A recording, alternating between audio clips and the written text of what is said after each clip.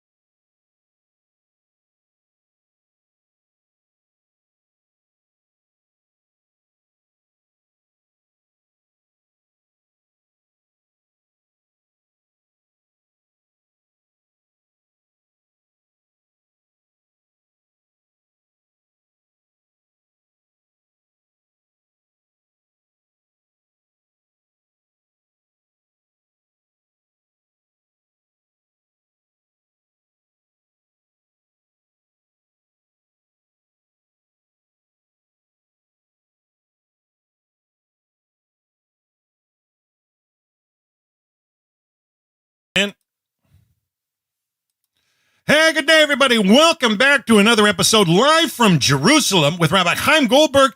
We've got our Genesis class joined by many people around the world in the Zoom room. It's always exciting to see our friends come back together to hear the Torah come out of the nation of Israel, specifically Jerusalem and the Noahide World Center. We love everything that Rabbi Goldberg's been sharing with us about Genesis. It's been profound. We've been at Genesis for north of a year. I encourage everybody to go back, check out every message. There's so much detail if you want to study. No Torah as it's been passed on all the way down from Moses to the Hebrew people today. Check every episode out if you want to learn early Genesis. You're going to learn some great stuff from Rabbi Goldberg, so it's a joy to be with them. Let's just jump right in.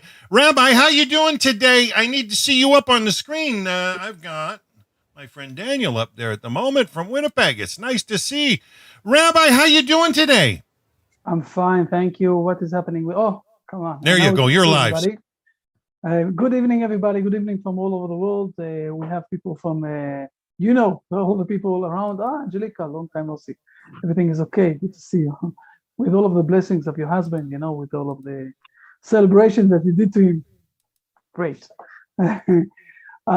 Fine. Everything is fine here in Israel. We have a bit of Arimas. Good to see you also. Arimas, beautiful. Yeah. Hi, everyone. Woohoo!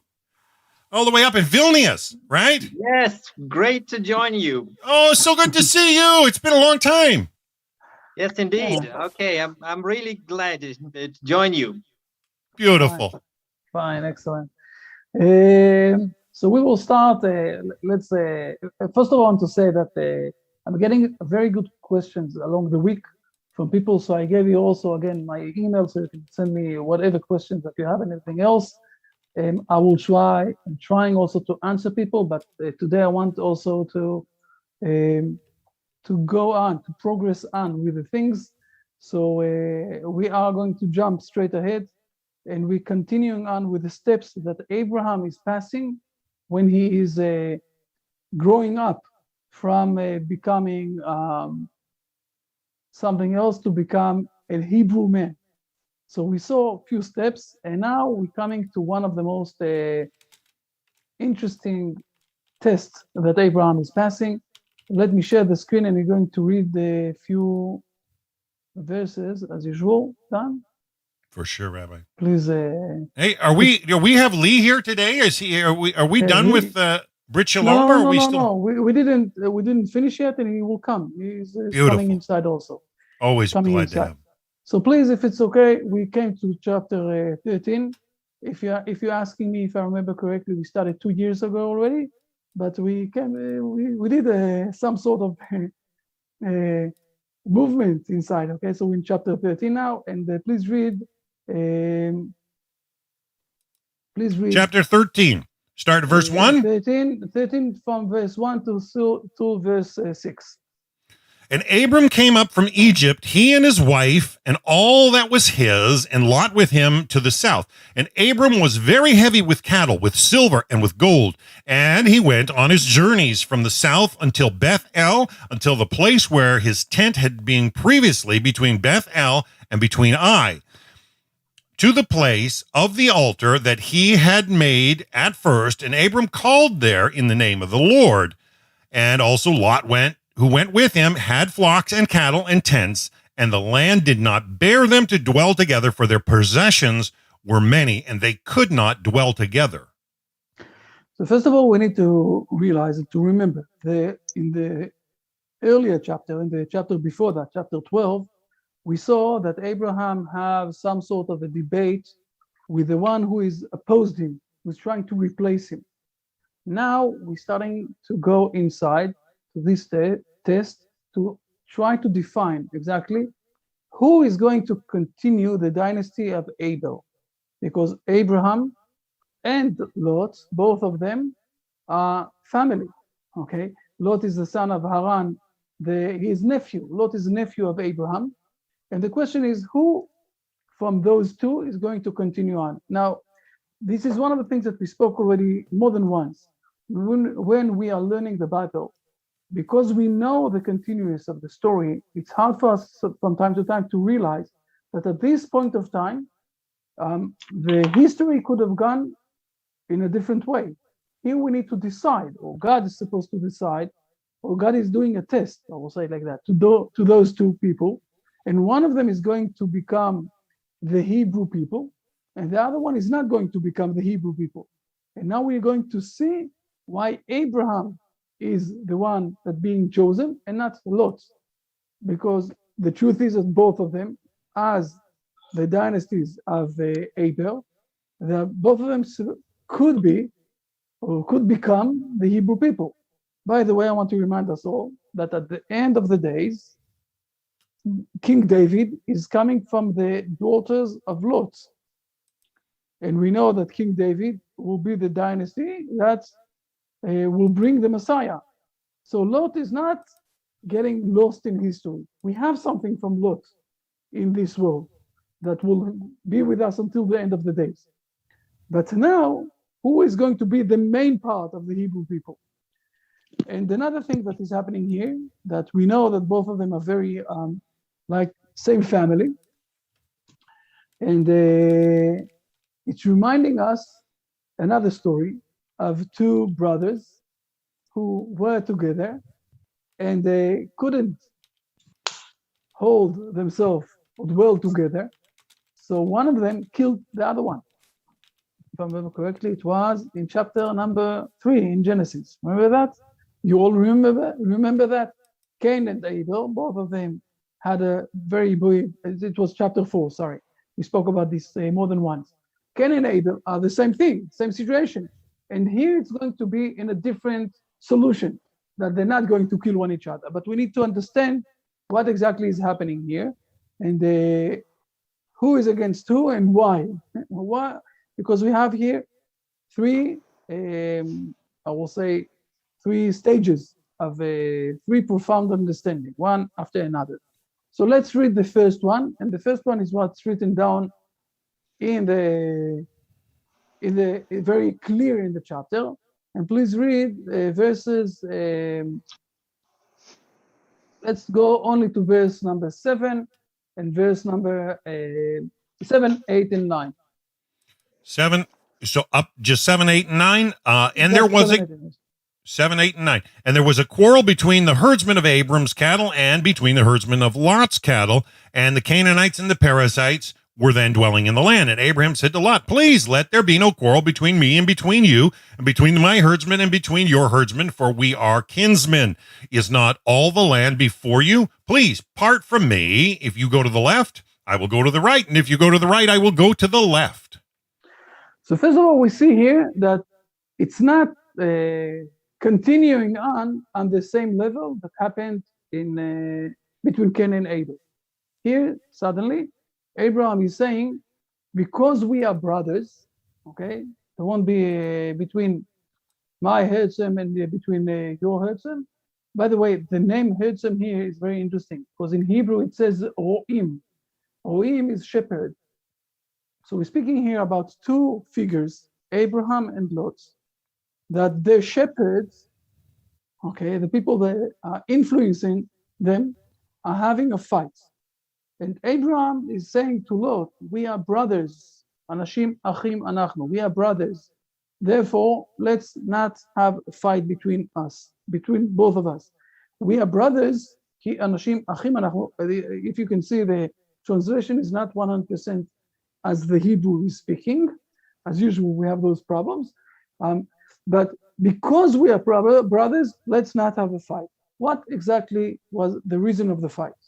What is happening here? Before that, I want to show something very important that is starting here already.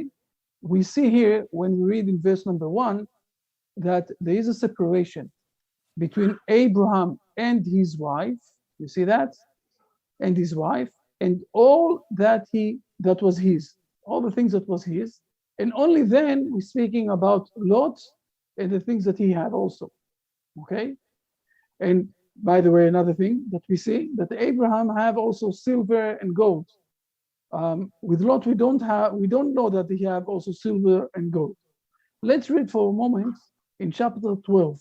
Let's jump to the chapter before that. And let's see exactly what is happening in the verses here. Please read verse number 4.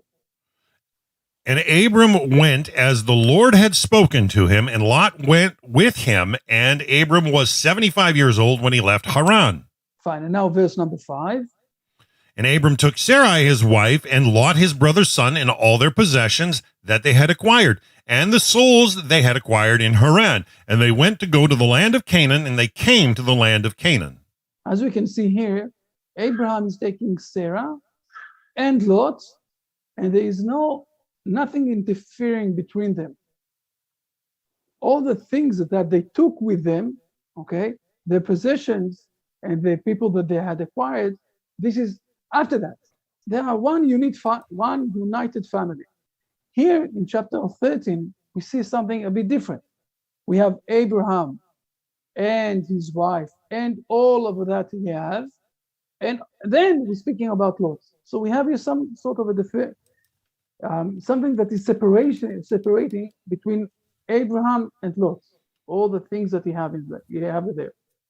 And now another thing that is happening here is that we see that there was a quarrel between the shepherds of Abraham and the shepherds of Lot.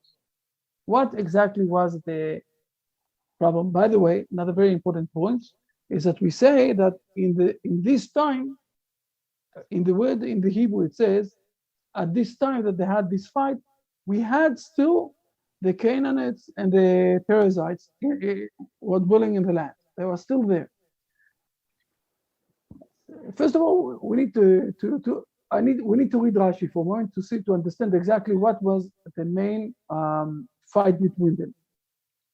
Maybe before we're reading Rashi, we need to remind ourselves that this situation, I will close the Rashi for a moment, that it won't bother us. This situation that at the land, okay, it didn't bear both of them together, we see again in chapter 37. Let's jump to chapter 37, and we see again another two brothers and you need to read the two verses. Let's start. Verse number 1, please. Jacob dwelt in the land of his father's sojournings, in the land of Canaan. These are the... No. And now, let's read for a moment. Just a moment. Sorry. So we need to go one chapter backwards. It was my mistake. Okay. Let's read for a moment here, verses 6 and 7. And Esau took his wives, his sons, and his daughters, and all the people of his household, and his cattle, and all his animals, and all his property that he had acquired in the land of Canaan, and he went to another land because of his brother Jacob. for their possessions were too numerous for them to dwell together, and the land of their sojournings could not support them because of their livestock. So we have here something similar between Esau and Jacob, okay? And we have the same thing between between Abraham and Lot.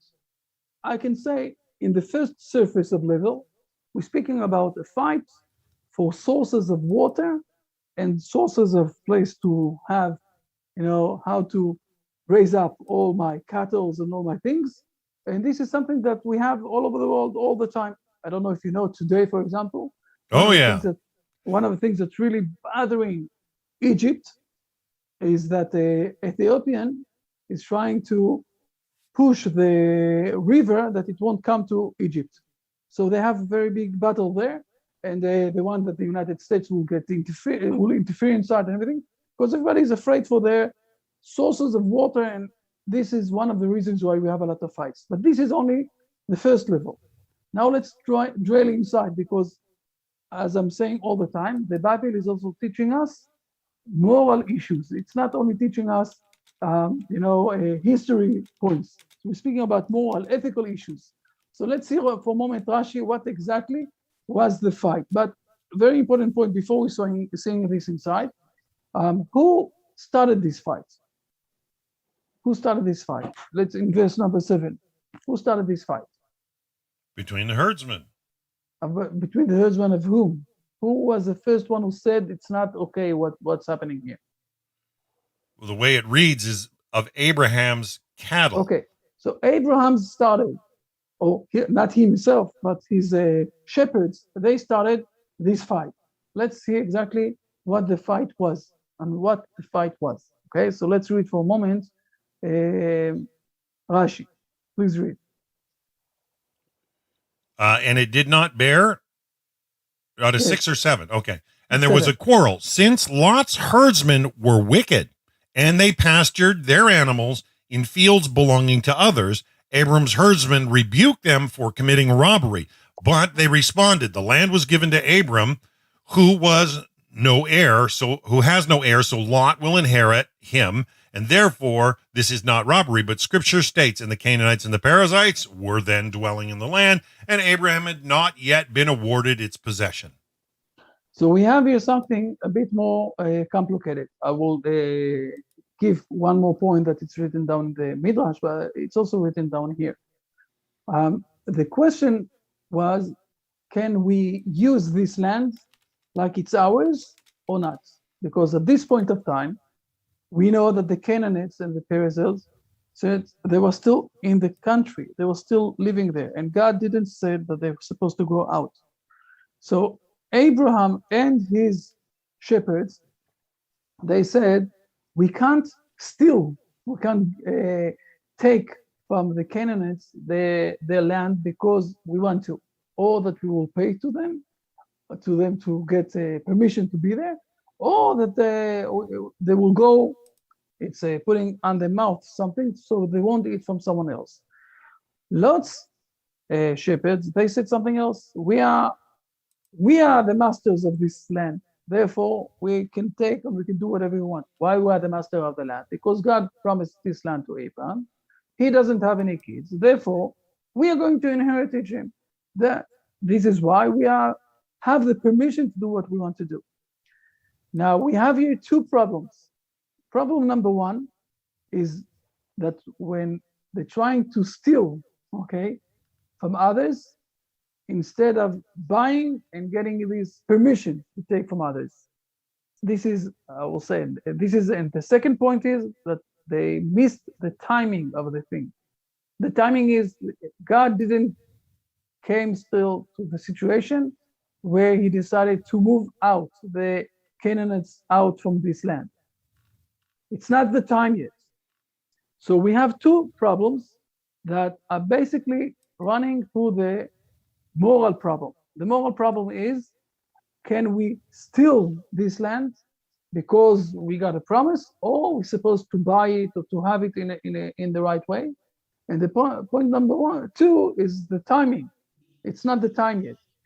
We know today, at the end of this story, that Abraham will have also a son. In those days, 75 years old, maybe 79 years old, maybe 80 years old, he didn't have any kids yet.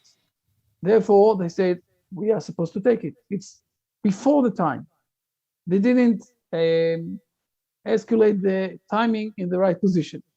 So we have here, I will say like that, three main points, okay?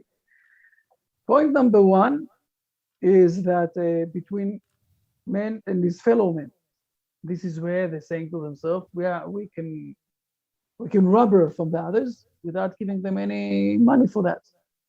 The second point is man with himself, okay? Man with himself is that they didn't escalate the exact timing of life, okay? They thought that it's already now, and now they can do whatever they want to do, but they missed the time. And the third point is that Abraham is going, look, Abraham is going in verse number 4, okay? And he's saying, thank you for God for rescuing him from Egypt, giving him a lot of possessions and a lot of things, while we don't see anything like that with Lot. Lot is not doing any thankful, he's not giving any thankful for God, any thankfulness for God. So, and this is between men and God. So we have three differences between Abraham and Lot. Abraham is giving thankfulness for God. So between men and God, he is in the right position. Abraham is not stealing from the Canaanites, even though he got permission, or he got that God said to him that this land will be his land, but he's doing this in the right way between men and his fellow men. And also, Abraham understands the situation of the timing. This is man with himself. Those three things that Abraham is managing to hold in the right position is very different than Lot's. And let's continue up with Lot a bit more. I will close the Rashi for a moment. Let's continue up with Lot and see exactly what is happening. Please read verse number 10. No, just a moment. Verse number 10 till 13. 10. And Lot raised his eyes, and he saw the entire plain of Jordan, that it was entirely watered before the Lord destroyed Sodom and Gomorrah, like the garden of the Lord, like the land of Egypt, as you come to Zoar. And Lot chose for himself the entire plain of the Jordan, and Lot traveled from the east, and they parted from one another. Abram dwelt in the land of Canaan, and Lot dwelt in the cities of the plain, and he pitched his tents until Sodom. And the people of Sodom were very evil and sinful against the Lord. So we see here 2 points, okay? And it's very important to mention for a moment also verse number 8. Verse number 8 is, we call in Hebrew a tikkun. Verse number 8 is trying to repair something that happened between Cain and Abel. Abraham understands that Lot is not in the right direction, not between men and God, not between men and his fellow men, and not between men and himself. He sees that what is happening, but he's not killing Lot. He's saying to him in verse number 8, we are brothers, let's not kill one each other. Let's get separated one from each other. And this is verse number 9. If you will go to the left, I will go to the right. If you will go to the right, I will go to the left. Let's do separation. This is trying to repair the problem that happened between Cain and Abel. It's amazing to think about this, but this is what's happening here. It's very exciting to listen to those words. And we see something else, that Lot is showing that this is exactly where he is standing. I want to mention one word, and the word is the word mikedem. What is mikedem? I want to remind ourselves, we saw this word twice already in chapters. We need to remind ourselves where it was written down, and then we will see Rashi. It was written down twice. So let's see for a moment in Genesis chapter 3, at the end of Genesis chapter 3, when God is sending out Adam, okay?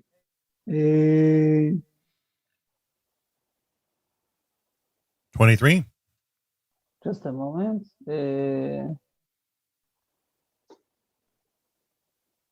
No, it's the next chapter. Where is this? We see Kedem twice. I'm looking for a moment where it's written down. It's not here. Maybe it's the next one. Okay, when God is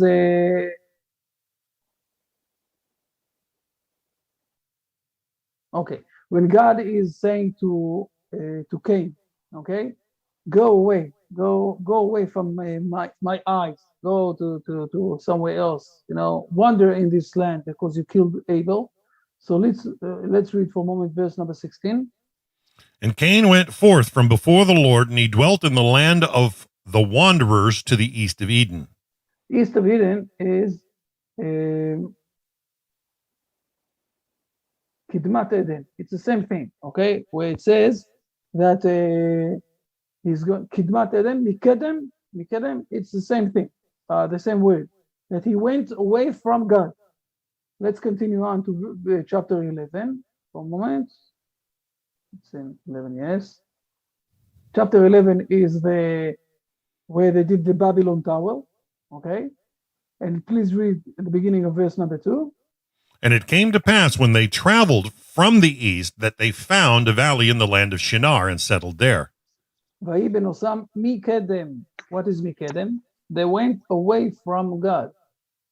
Okay, twice we see this. We see this with Cain, and we see this with the people that did the Babylon Tower. And this is more or less what is written down here. Lot is choosing all the place of Jordan, where those people are very evil in front of God, sinful in front of God. So he is going Mikedem. What is Mikedem? Let's read Rashi for a moment. I'll show you where it is.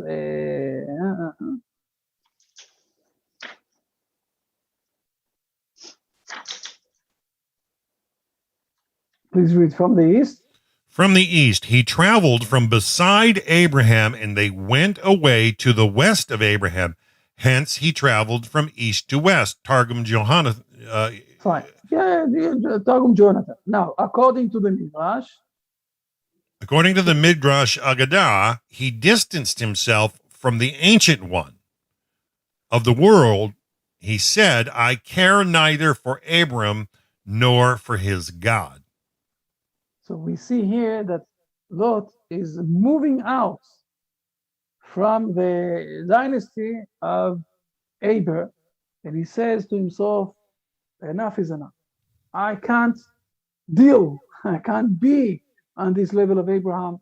I can't continue with his God. I can't continue with those things, with these moral, ethic issues that Abraham is showing us.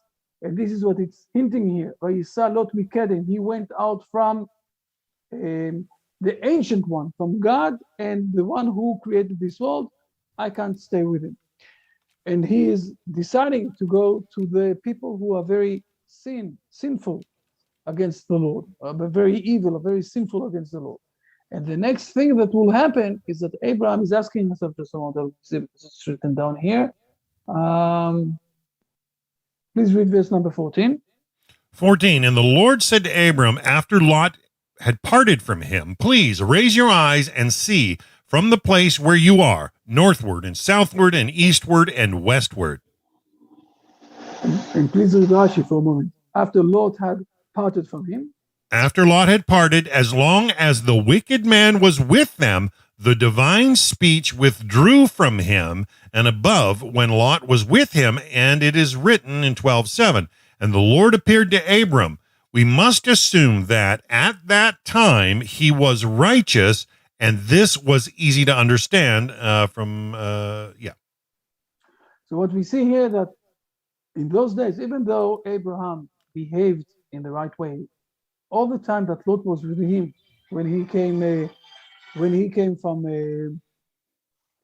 from Egypt to Israel, all this time, God, even though he gave thankfulness to God, even though he behaved in the right way, God didn't really spoke with him. He spoke with him only after Lot had parted from him. And he said to him, listen, it's not something Abraham was asking himself. I lost all my blessings. And God said to him, no. And this is what's written down in verse number 15 and 16. And those are two things that are together. You're going to get this land, and it's going to be to your kids. Those are the two things that is happening. I have chosen you from those two, from Lot or Abraham. With your behavior, you're the one that is going to continue on. You're the one that is getting this land. Everything that you see, you will get, okay, in this land, and it's going to be also to your kids. So if I'm summarizing for a moment, if in the chapter before that, what we saw is that Abraham is fighting, okay, he's trying to teach someone that is not from the family of Abel. He's speaking with Pharaoh, that was the Egyptian kingdom, okay, how to treat and how to behave with your wife. We spoke about this, what is the level of how to behave with your wife. Now Abraham is supposed to, in this test, Abraham is passing a test to try to do the exact separation between Abraham and Lot. Who is going to continue on with this mission of Abraham to become the Hebrew man, and who is separating himself from God, from Abraham's God. And it's in three dimensions. The dimension of man with God, with this thankfulness that Abraham is giving God. What we saw in verse number, a moment, what we saw in verse number 4 and 5, in verse number 4, sorry, okay, that he came to the place of the altar and he made another altar. So this is between man and God. And then we saw also that the fight was with the relation of the shepherd of Lot, who felt comfortable to steal, to take from the Canaanites of those days, and they missed two things between man and himself, because they missed the timing. They didn't understand that it will come another 25 years, and God still doesn't want to take out the Canaanites from this world. And also between man and his fellow men, where they decided that they are supposed to, they are eligible to steal from the Canaanites, where Abraham said, no, we can't steal. It's not the timing, and we're not, this is not the way that we are working, of stealing from someone else. So when we see those things, and we understand that Abraham is the one that will continue on with the mission of Abel and will bring the world to the stage that is bringing, I will say, the Hebrew people. This is where God is blessing him on this land and this his continuous of this of his people. And Lot is being separated and is going to Sodom and Gomorrah.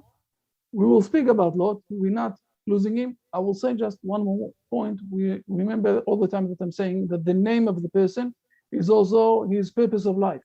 The word Lot in Hebrew is hiding. It's like a mask. You can't really see what is inside him. So Lot is something very unique.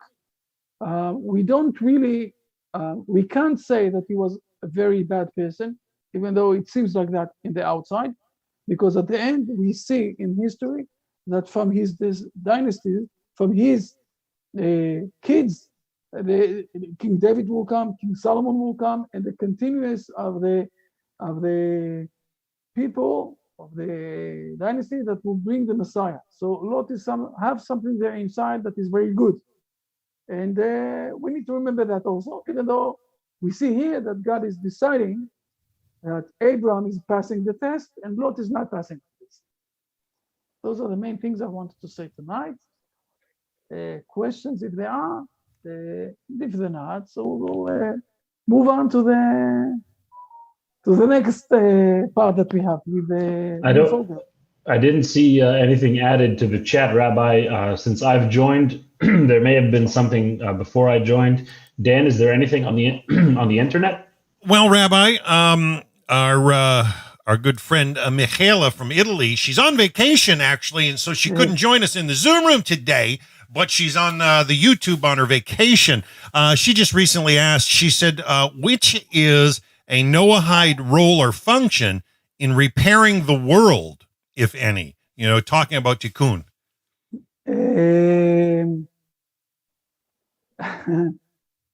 Now, I replied to her, Rabbi. I said, the majority of the tikkun is performed by a Noahide, but under guidance. I said, first, we need to understand what the target for repair is. And I know you've brought back a lot about family repair, you know, for being, you know, a nation to a family and understanding how to live in a wholesome way. But no, you're saying right things. I think that it's going on like you know, when you're throwing stone inside the water, it's doing waves, more and more waves outside. And the same level, you know, when you're speaking about repairing the world, people supposed first of all to repair themselves, not to start with all of the world. Let's work on ourselves, and to work on yourself is building to behave in the right way to your family, to build up a family, and to as we're learning also in the Brit Shalom, you know, all the things that you need to do. From there on, you're also helping others in your community. I think that one of the things that we need to reorganize is communities all over the world of Noahide. We have in all sorts of places, but to try to establish and to build up the communities of the Noahide, and from there on, it will repair the world. You know, this is the way. I don't see any other way of managing to change the world. More and more people that will join inside to this thing and will manage to build up. Okay, in Italy, it's in the language of Italy. In other places, it will be in the other languages. This is how it's working. And then also to have in the communities schools for kids and to grow this up to the next generation to a better place. I think that we said more than once, for example, that if you will seek inside and think for a moment, you will see that there is enough food that there won't be any hunger in this world. Now, it wasn't like that until 100 years ago. A lot of people really had hunger. Today, we have hunger in this world, but it's only because people are throwing food. Right. We don't know how to move food from one place to another. Who told us? I think it was Travis, or maybe it was Mike and Angela. I think I'm not sure that it was or maybe it was Travis that told us that there was a lot of food, okay, that was being thrown out, but we can start to move food from one place to another, and people are not supposed to starve. But it's only different of mindset. Okay, maybe I won't have 100% of revenue. I won't, gain so much money for that food. But people are trying to build up missiles to throw them on innocent civils, rather than people, food, yeah. Instead of organizing food to their own people, Yeah, as we see fear. in Gaza. And then the United Nations will say that the Hebrew people are doing all sorts of bad things. The world is crazy, instead of trying to think in a straight way. Beautiful, beautiful. I think our friend Daniel from Bogota's got a question, Lee, if you want to read it. Now, if you folks haven't seen, Daniel wrote a wicked Noahide song. I posted that on the Noahide World Center Facebook channel. Beautiful song. I love the way he plays guitar. Noahide lyrics. You got to check it out. It's beautiful. Wow, Dan, we need to see you face to face, Daniel, soon. Hello. Great. Yeah, it's good to see you. Great work. Yeah, Dan, if you don't mind posting a link of that in the Zoom chat, that would be great. I'm not sure I have a link to the Facebook wall. But yeah, Daniel asks if the tikkun for a Noahide is tied to where he or she was born. I think basically yes. I will say it like that. I'm saying this more than once to people on the one basic, but I will say it also in front of everybody here. I even though I will say something hard, even though my both parents, my grandparents, both grandparents from my father's side are Litvak people, okay? They came from Lida, all those places. I will never, ever be able to repair Lita like Aurimas and his friends are doing, okay? It will never happen. And the same thing in the United States, even though my parents came from New York and I have a New York accent, most of the time I'm speaking well, even though I'm slipping with my words from time to time, everything is fine. But I won't be able ever to replace the people that are sitting in New York or sitting in the United States. And especially for languages that I don't really know. Okay, Lisette will manage to do in the Spanish more than me because this is a community she grew up, and this is where she will be able to give much more good to the world than me. And the same thing is happening with everybody else. So basically, usually where you were born, where you are, in your community, where you live, this is a place where you manage to repair much, much better than all of us. Now, our mission is to help you, to guide you, to answer questions, to lead you to the right way. This is why we're doing those things of teaching the Brit Shalom and teaching the things of the Bible and explaining this in all of the hidden ways and everything else. So we're doing those things, and hopefully the coronavirus will move soon, and we will start to do also leadership, 3 weeks of leadership events in Israel for people from the Noahide community.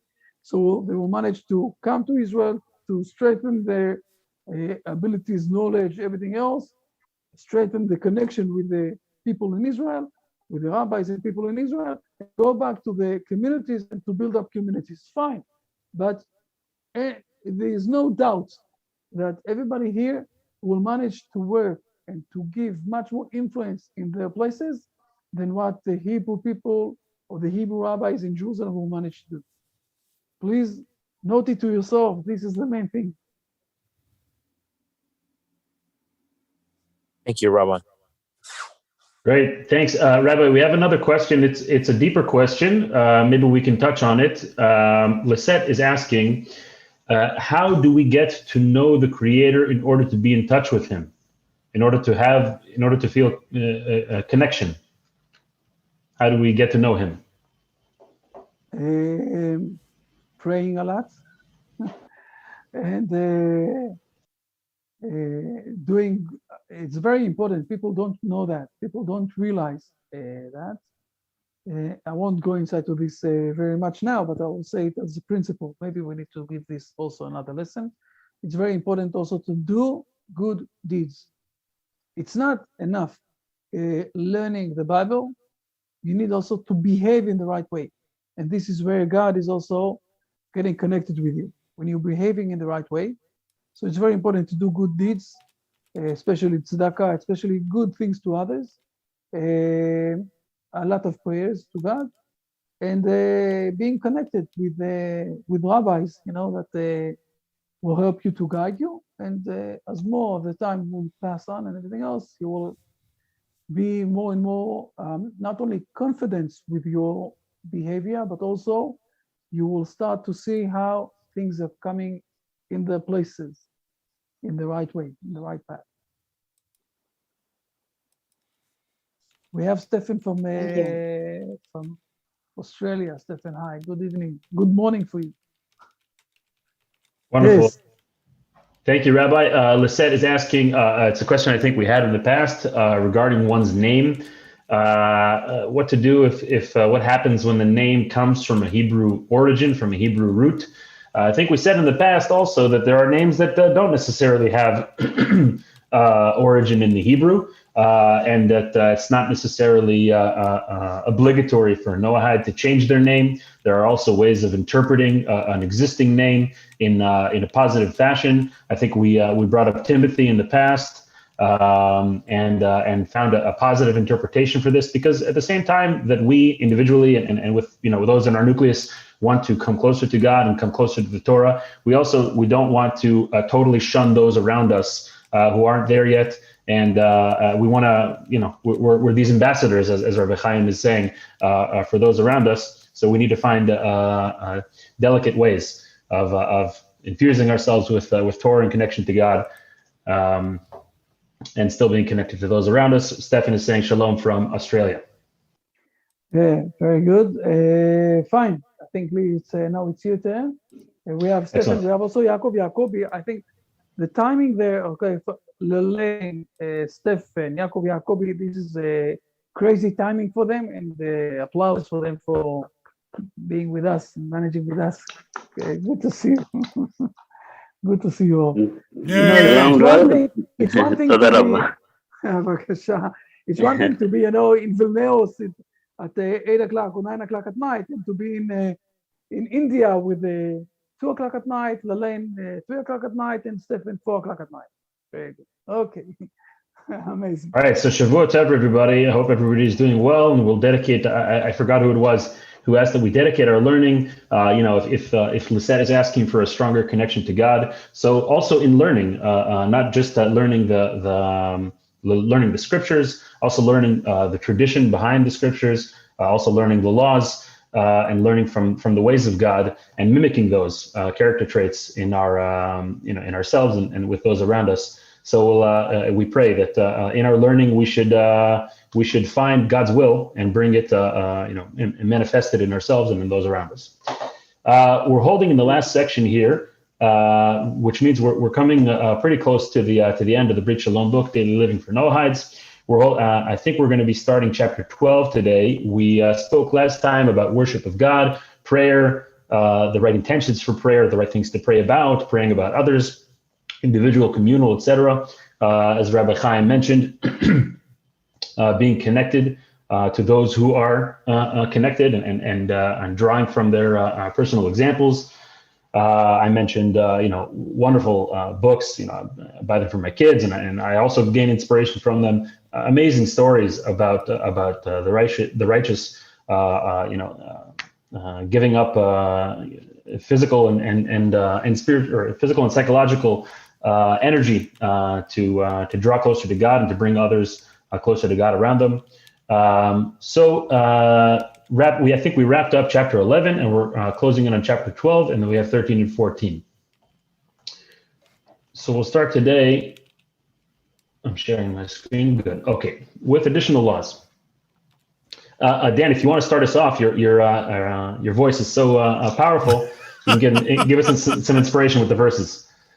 Okay. What do you want me to read? Just the verse? Yeah, the verses. Okay. Of every bird according to its species, and of every animal according to its species, and of every creeping thing upon the ground according to its species, from Genesis 6:20. And my covenant shall be upon your flesh as an everlasting covenant, from Genesis 17:13. And they shall keep the way of the Lord to practice charity and justice, from Genesis 18:19. Excellent. So, and wrapping up here, it says, aside from the 7 principal laws, Noahides were commanded to observe other laws as well, as Rabbi Sherky will discuss here, the laws of hybrids, and planting hybrids, the law of circumcision, charity, etc. So we'll dive straight in. Okay, hybrids. It is forbidden to hybridize fruit trees and animals of different species. However, there is no punishment for doing so, and the fruit or offspring are permitted to eat or to use. You might have thought that if it's going to be forbidden to do, then it's also going to be forbidden to benefit from. We have plenty of other examples like that. Nevertheless, the prohibition here of hybridizing, looking into the classic source that we've mentioned many times, I highly encourage you all. I think you can find it in Safari or elsewhere. It's also in print in English. The book Sefer HaChinuch, which discusses some of the rationale, some suggestions for the rationale behind the commandments. And here he discusses that God created individual species in the world. This kind, I was in Costa Rica once. I visited Costa Rica, and it's the most biodiverse place on the planet. You have hundreds of thousands of species of different flora and fauna. And I had a rabbi here in the old city in Jerusalem. He has a wonderful book talking about the unity of God and how God's unity infuses the world around us. And he wrote me a blessing in the book, and he says, Lee, you have to know that one is all, but all is not the same. And he meant to say that the distinction that God put into the world is holy, and we don't want to blur the distinction. We don't want to blur the distinction between man and woman. We don't want to blur the distinction between different types of holiness. These distinctions are proper. This gives a certain structure. Same so too with regarding to agriculture.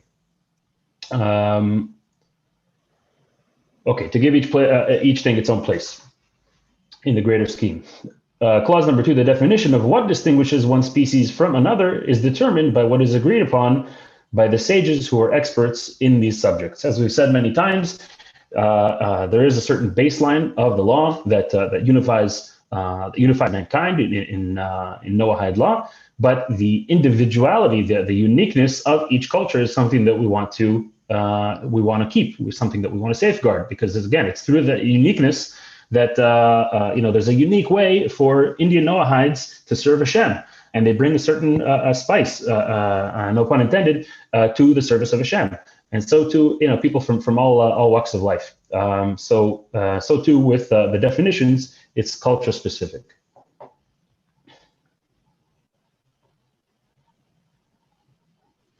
With regard to the commandment of circumcision, a Noahide male may be circumcised for the sake of fulfilling the commandment of circumcision.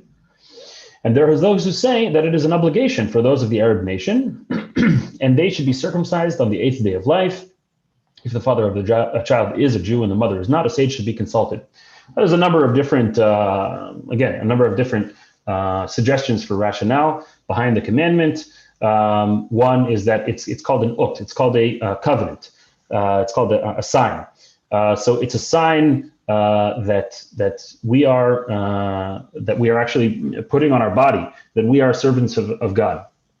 And for the male, this is a constant. We have different types of signs, right? We have also the clothing and the fringes that the Jewish men wear. We have many different types of signs, and they're all, if you will, kind of road signs along the way, reminding us, recalibrating us in the different avenues of life. Here, with such a physical avenue, such a physical channel for serving Hashem, so it's a physical sign.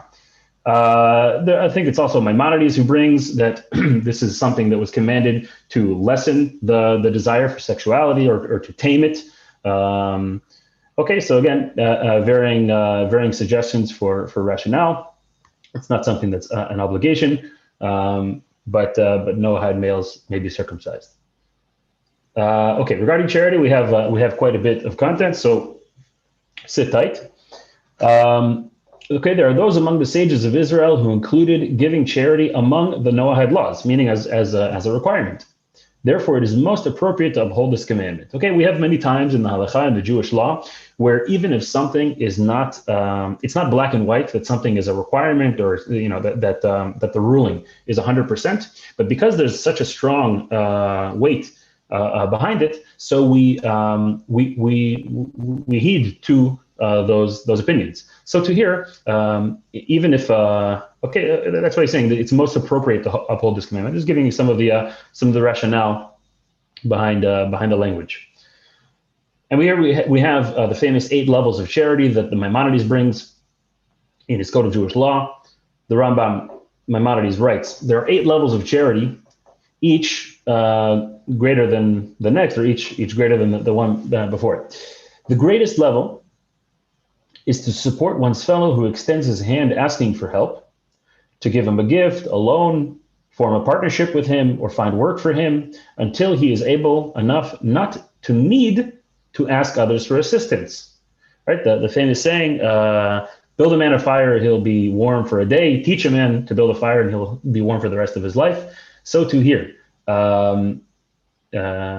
Okay, there are various ways of doing this. I was told once, you need to fix up something in your house. Okay, so you can find somebody that he especially during COVID, number of independents were hit pretty hard. So you can say, okay, instead of going to the usual place, and I know I can get their business, and I have their, I'm going to go to this guy especially because I need the business anyways, and I can support him. And other ways of doing this. One level lower than this is one who gives charity to the poor and does not know to whom he gives. And the poor person does not know from whom he receives. This is called in Hebrew matan baseter, where both sides don't know. And obviously the benefit behind this is that at the end of the day, somebody is coming to ask for assistance. It's a blow to a person's pride. My wife was raised in a family where to have a respectable meal for Shabbat, they had to there are organizations in the Jerusalem area that help families, and she said it's a very hard feeling. We don't have the proper thing. She couldn't do certain activities. She came to her parents and said that her friends were doing certain activities and they didn't have the means. So in an effort to give without hurting anybody's pride, the giving in a concealed fashion, right? This is obviously one way of doing this is to give to a charity fund. However, one should not contribute to the fund unless one is certain that the one who supervises it is trustworthy, wise, and behaves competently. I just saw the Israeli version of this. But I believe there's an English website called Charity Navigator, if I'm not mistaken. I'm just look it up really quickly. I think it's called Charity Navigator. Yeah, it is. Okay, where you can look up the score of certain charities and who's funding them and their reporting, etc. And this is something praiseworthy. You're going to be giving your hard-earned money away, and you want to know that it's going to the right place. Okay, this is something. Because if you don't give it to the right place, so it's basically coming on at the expense of somebody who really needs it. Okay, so to do the proper research. One level lower, okay, we're on, I guess, level number 3, if you will, is one who gives charity and the giver knows to whom he gives, but the poor person does not know from whom he takes. Such was the custom of the great sages of Israel, who secretly left money in the doorways of the poor. This is a viable alternative when those managing a charity fund do not behave competently. You don't have other alternatives. You want to find a way to give. So too here, there are wonderful initiatives here in our neighborhood, and I know elsewhere in Israel, where they ask different people in the community, please gather these these things that the family needs and go and leave it at the doorstep. Okay, and then you don't know the family, they don't see you, but you're helping. One level lower is when the poor person knows from whom he takes, but the giver does not know to whom he gives. Such was the way of the sages, who would tie bundles of coins to the back of their cloaks so the poor could come up from behind and take them without embarrassment. One level lower is to give to someone in need before he even asks. Okay, and again, we spoke about that fashion of trying to have something I need to fix, getting in touch with somebody before you heard from somebody else that he's in a bad way, and go and say, hey man, I need to fix my car, I need to do this, and that way he also feels like it's not you're not just dishing out charity. He also feels like he's earning his keep. One level lower is to give him after he has asked. One level lower is to give him less than one should, but cheerfully. One level lower is to give him with a sad countenance. Okay, we'll just finish off here. The most esteemed sages used to give a penny to the poor before praying, and only after doing so would they pray, as it is said, then I, being justified, will behold your face. You're coming to ask, as we spoke about in the previous chapter, you're coming before God with, at the end of the day, there are things that we ask God to help us with. You're coming to God. So okay, so he can ask you, okay, you're coming to me for help. What about the guy next to you who also needs help? He's sitting right next to you in the synagogue. You're together at work. He's in a bad way, or his wife just got out of just got let go. So what are you doing to help those around you before you come to me? Excuse me.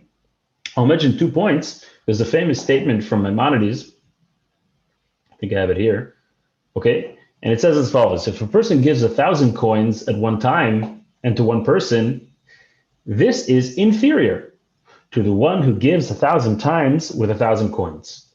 And for the latter case, multiplies the spirit of generosity 1,000 times over, while giving just once will arouse, I guess, the spirit of generosity once, and then it ends, which is counterintuitive. You might say, I could really, really help this guy right now. He really needs it. And you could say, oh, but it's not really about me. It's not about my spirit of generosity. I could really, really help this guy. At the end of the day, though, the more a person works in incremental fashion on this character trait, and there's also the introduction from Maimonides to the Ethics of the Fathers, where he discusses this as well. But the more a person trains himself in a certain character trait, the more the more it's like muscle memory, right? The more it becomes ingrained in him, and that will, in the end, it will bear more fruit than giving 1,000 coins at one time. And so too, I heard once, I forget the exact source, but if a person comes to ask repeatedly, then this is a test that God is bringing us to see. We spoke about here the various levels. Okay, so somebody comes and he asks, knocks on the door, and you say, okay, I'm not sure who you are, but here's a couple coins. And now they know that you're a source, and they come the next day, or they come the next week, and now they start basically they've repeatedly come to ask. So we're tested with this to continue to give cheerfully. So it's an interesting thing to work on. Again, I don't remember the exact source. Sodom and Gomorrah, clause 6 down here. Sodom and Gomorrah were destroyed because they did not give charity. It goes so far as to say, I believe it's in the Talmud, that there was a decree against giving charity, that anybody who would go against the decree would be prosecuted against. And then Rabbi Shirky has an explanation of why was that the case in Sodom and Gomorrah. Okay, but it's quite clear those who are involved in giving better themselves, better those around them, and as we say, pay it forward. It all comes back to you in the end. Laws of donating and tithing to the Kohanim, the priests, apply to Jews in the land of Israel and are not demanded of Noahides. Nevertheless, it is a great virtue for a person to separate a portion of his income for charity, acts of loving kindness, or any other activity that strengthens and spreads the knowledge of God. I think this was a question that was raised in one of the past sessions. I heard a wonderful thing regarding tithing, where the rabbi said that basically tithing, giving 10%, right? There's tithing of a person's money. There's other different types of tithing in the Jewish law, but the tithing of a person's money, he says that the 10%, right? The blessing that you see in the 90% that you keep for yourself comes from the giving of the 10% that you do to fulfill the will of God. And we've seen this personally. I've heard many stories of those who started to take this upon themselves and were careful to set aside money for such wonderful things and saw incredible blessing, right? If we'll take a brief tangent into the word blessing, bracha. So I heard it explained that a person could be, say, driving a car, money. If we're talking about money, it's the most pertinent example.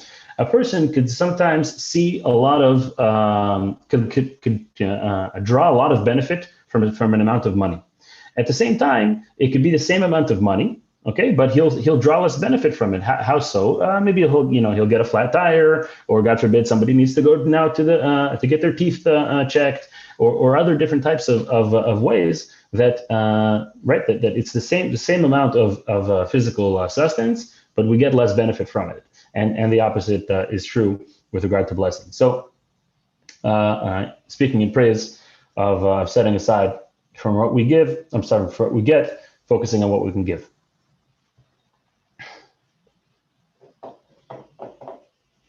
See if there's anything here in the chat.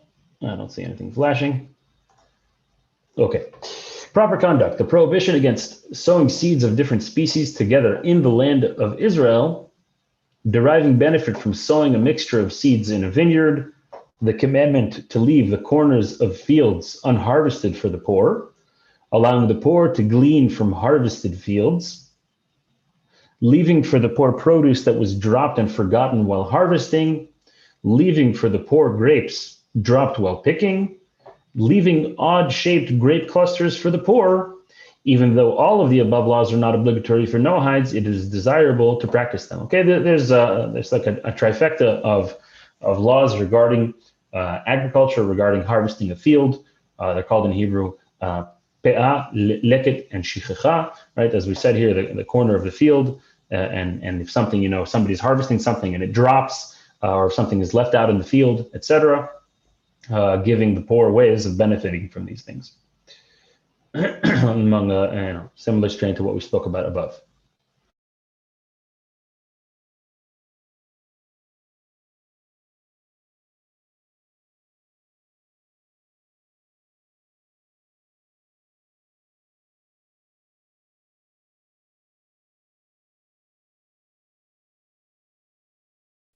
Can you all still hear me now? Now we can hear you, Now Ali. we can hear you, yes. Hello? Yes. Uh-oh. You I don't know how he lost his feed. Your microphone. You closed your microphone. It's either his microphone or his speaker. He's got a bit of a disconnect, so Hello? we were hearing him. I'm sorry. Now we can hear you again. עכשיו שומעים אותך עוד פעם. He's not hearing us. He's trying to play something, and he's got a conflict between his microphone and speaker with what he's trying to show. Sorry for the delay. Okay, can you all hear me now? Yes. Okay, sorry about that. Okay, clause 9. My headphones all of a sudden died. Whoever sees someone who needs his help, such as a person whose vehicle has stalled or whose belongings have fallen over, should make himself available to help. It comes from a verse we have here in Deuteronomy. Okay, you shall not see your brother's donkey or his ox fallen under its load on the road and ignore them. You shall pick up the load with him. I think pretty clear. I guess a funny story. I once heard that that a man saw somebody broken down on the side of the road with a kippah, with a yarmulke, and all of a sudden somebody else with a kippah stopped to help him out within a short amount of time. And the next time he went out driving, he made sure that he kept the kippah in his glove box, so that if he needed to break down, he just put the kippah on, and he knew that a Jew would help him out. But obviously the value is a universal one, coming again from the connectedness between all human beings, and a pretty ubiquitous one. See somebody coming back, from the grocery shopping or something, help them out into the elevator, etc. A lot of opportunities. Okay.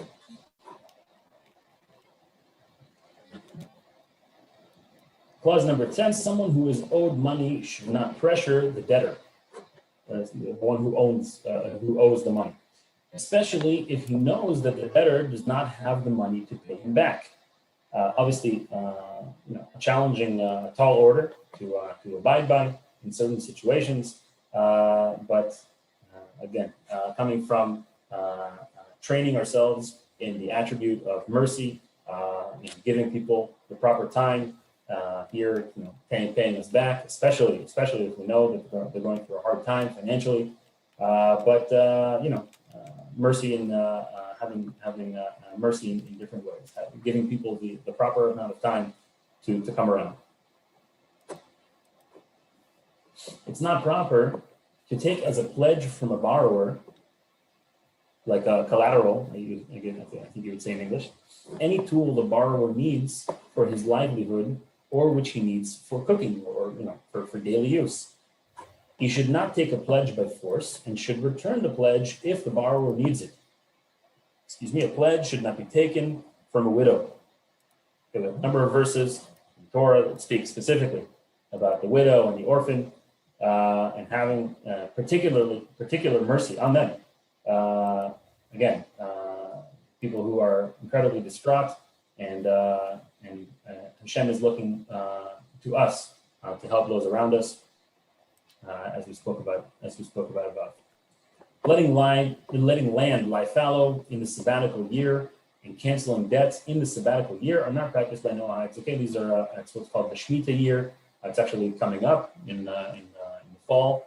We'll start our next sabbatical year cycle, and there's also laws regarding canceling debts that revolve around that. We're at 9:10. I think maybe we'll start a couple of minutes of the next chapter, unless anybody has any questions so far. We've been getting a real big debate online about hybridization. Our friend Mahal is involved, our friend Roberta, even our friend Terry from Tennessee, from Torah for the Nations, asking questions. I don't know if you want me to pop a few. Somebody else asked if they could ask a question. I'm waiting for a response, but yeah, I'll just repeat, also for those who are not with us on the Zoom, as we said in the past, if there's something that's pertinent to the clauses that we're reading, I urge you all to ask as we go along. If there's something that requires more time or it's a little bit more tangential, then maybe we'll leave it for the end. But certainly if you want clarification or a question that's specific about these clauses, please go ahead, Dan. Well, yeah, I'm trying to follow everything all at once. I mean, do you want me to throw a question out? Mind you, Mahal is out. She also asking for going off topic. She says, is it appropriate to replace the word Shabbat into the local language when greeting this holy day? I guess she's dealing with a group known as the Seventh-day Adventists in Italy more. And there's just plenty of questions. Maybe I encourage you to check it out afterwards just to make sure it's relevant to today's lesson. I also had a friend from St. John's, Nova Scotia, or St. John's, Newfoundland. I've invited to next week's class on the Facebook chat as well. So we'll look forward to seeing her there. Awesome. So were there, I didn't quite follow, Dan, were there any questions specifically about the clauses that we just read? Not directly, about lots of chatter, lots of questions. If you have time during the weekly, maybe check it out. I think you'll see there's a few regulars that you're probably friends with, but I don't believe it's relevant to exactly what we've been going into. Is this a chat that goes along with the YouTube stream, Dan? Yeah, the YouTube stream and Facebook has been pretty active today. It's always a joy to be with people, you're provoking a lot of thought. And I find a lot of the wisdom with some Noahides is they actually get provoked with thought, and then it brings up another point, and to them their threads of connectivity are there, and this is the nature of Rabbi Uri Shirky's book. It's thin, it's narrow, it's easy to digest, but we all have questions that are connected in one way or another, and I think it really provokes a lot of that to probe deeper study. So it's great material. It shows everybody's taking the learning very seriously, and that it's very relevant to people, which is fantastic. And please keep it up in the Zoom chat and elsewhere. If we've mentioned it in the past, the Torah tradition is filled with people, learning to ask good questions.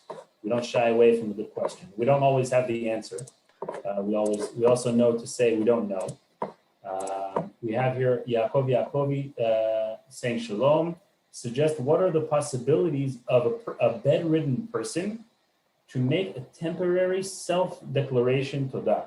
I think the question, Rabbi Chaim, is if he can like take upon himself to be a Noahide if he can't get out of bed right now. Again, because we said there is some sort of two directions that our rabbis are telling us to do. And we're speaking about rabbis 800 years ago and 600 years ago. One is to do this declaration for yourself, and the other one is to do it in front of three rabbis. So, of course, the one that is saying to do it for yourself is accepting also to do this in front of rabbis. Those who are saying to do it in front of rabbis, saying that to do it for yourself, it's not enough. But it's not a question that some of the rabbis are saying you can do it for yourself. Therefore, we have also on the internet the possibility of doing it for yourself.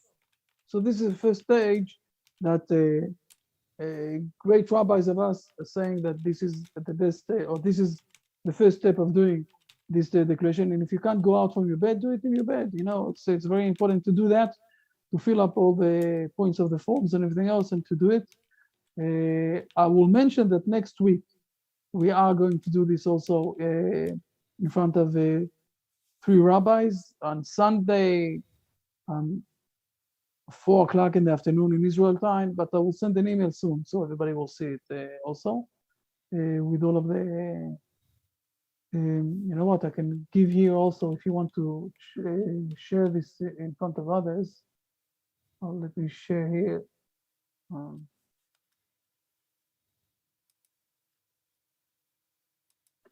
Here is where you fill up the form if you want to share this to others, to your friends or something like that. This is a form that you can fill up and join the pledge of next week with all of the details, everything, the Zoom meeting. I will tell you that the pledge of next week, we have people from Russia, people from South America, Spanish, Russian. There will be people from the English language, and maybe Michael also. There will be people from Italy. So this is more or less what starting to spread over. Wonderful. Rabbi, another thought came to my mind. I think it was Lisette who was asking about how we build the connection with God, how we cultivate the connection and maintain the relationship with God. It was also earlier in my journey coming closer to the Torah that one of the rabbis, one of the classes that I listened to many times ever since, said there a very powerful thing. He said, whenever you're coming to learn, if you're learning scripture or if you're in a class like this, obviously there's a lot of practical knowledge to gain, but at the end of the day, you have to be asking yourself the question: how is what I'm learning going to change me as a human being? How is this going to make me more godlike? How is it going to make me a better mother, a better spouse, a better community member? The practical question: what values is God trying to send to me through this verse, through this law? Obviously, it's more difficult when it's a dry law, but there's a lot of expounding happening on the law, as we saw in the Sefer Chinuch. But that's a very, very practical question. How is this learning practical in my everyday life? So much. Okay, Rabbi Chaim, I think maybe it's already 9:20. I think I won't start the new chapter. No. I think it's enough. It's good. It's great, and we'll meet everybody next week. And it was excellent. Also, we had a big attendance today. I'm not speaking also about the internet that Dan is managing there. So we have also people there. Thank you everybody for coming. Much blessings. Have a great weekend, a great week. Also great weekend, but a great week. And hope to see you all next week. Excellent. So Hashem willing, we'll be back next week. And thank you again so much, Rabbi, for all you share. And folks, we wish you a wonderful, wonderful week. And till next week, same time. Yes. Oh, we must, don't forget, you started this, remember that 2 years ago? Look what is happening here. No, I was definitely not the first. I don't know, Dan, Okay, tell me. but anyway. I don't know. I remember meeting Aremus a few years back together, and I don't know. I'm sure you you hooked up with the Vilnius people first, Rabbi. Exactly. Yes, Orim, that's what you want to say. Well, indeed, but I must say that I joined the sessions after some time, and now I must say that the audience is way more mature than it was before. So the community is definitely making big progress. Thank you. Yes, it's right. Excellent, We all have so everybody. much room to grow. We have the Hey, whole world. can I ask something real quick? Hello. Sorry, Daniel from Bogota? Yes, Daniel. Hi guys, how you doing? I just wanted to ask you guys if you can save a prayer for my country, Colombia, because things are getting super dreadful. So if you guys could save a prayer for Colombia, that would be highly appreciated. We will.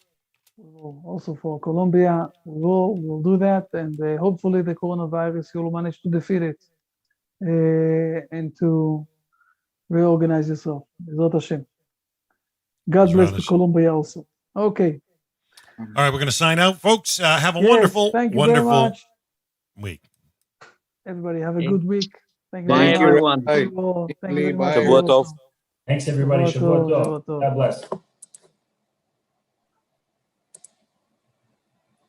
Yeshua